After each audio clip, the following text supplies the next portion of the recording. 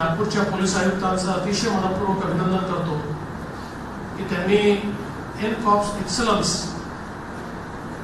ही संकल्पना या ठिकाणी सुरू केली की महाराष्ट्रात आणि देशात या संकल्पनेच्या आधारावर पोलीस विभागामध्ये आम्ही अधिक व्यावसायिकता आणू शकतो, पोलिसांची गुणवत्ता ही अधिक वाढवू शकतो, त्यांची विश्वासार्हता वाढवू शकतो आणि त्या माध्यमातून जनतेची मोठी सेवा ही आपण खऱ्या अर्थानं या ठिकाणी करू शकतो।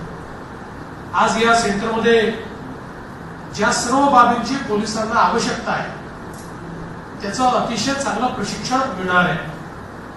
सीसीटीएनएस आहे, जे आपलं राज्य देशातलं पहिलं राज्य आहे की ज्या ठिकाणी 100% सगळी पोलीस स्टेशन सीसीटीएनएस ने आपण कनेक्ट केलेली आहेत आणि आता जवळजवळ सगळा रेकॉर्ड आपला डिजिटाइज होतोय। वेगवेगळ्या प्रकारच्या रेकॉर्डला आपण इंटिग्रेट करण्याचा प्रयत्न करतो। त्यातनं एक मोठी डिजिटल कॅपेबिलिटी ही आपल्या पोलिसांची तयार होते आणि ती तयार होत असताना त्यांना तेवढंच प्रशिक्षण देखील दिलं पाहिजे। ते प्रशिक्षण आज अशा प्रकारच्या सेंटरच्या माध्यमातून आपल्या पोलिसांना मिळणार आहे।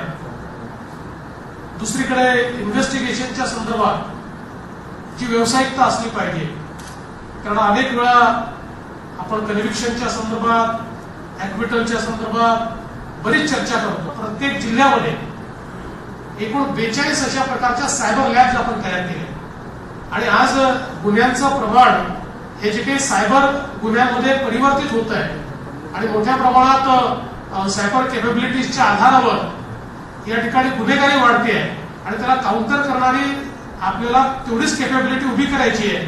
आज महाराष्ट्र एकमेव राज्य आहे की ज्या राज्यामध्ये ही कॅपेबिलिटी आपण पूर्णपणे उभी केलेली आहे आणि या सगळ्या प्रकारच्या प्रशिक्षणासोबत आज ज्या प्रकारची आधुनिकता तंत्रज्ञानाच्या माध्यमातून आपण आणतो, आज आता आपण बघितलं या सेंटरमध्ये ट्रॅफिकच्या संदर्भातलं ट्रेनिंग असेल, मुंबईला जी आम्ही ट्रॅफिकची कंट्रोल रूम केली आहे, जे प्रताडित लोक आहेत त्यांना खऱ्या अर्थानं पोलिसांकडे गेल्यानंतर आपल्याला एवढा मोठा आधार मिळू शकतो याची प्रचिती येते आणि त्यातनं पोलिसांची जी इमेज आहे ती मोठ्या प्रमाणात बदलते।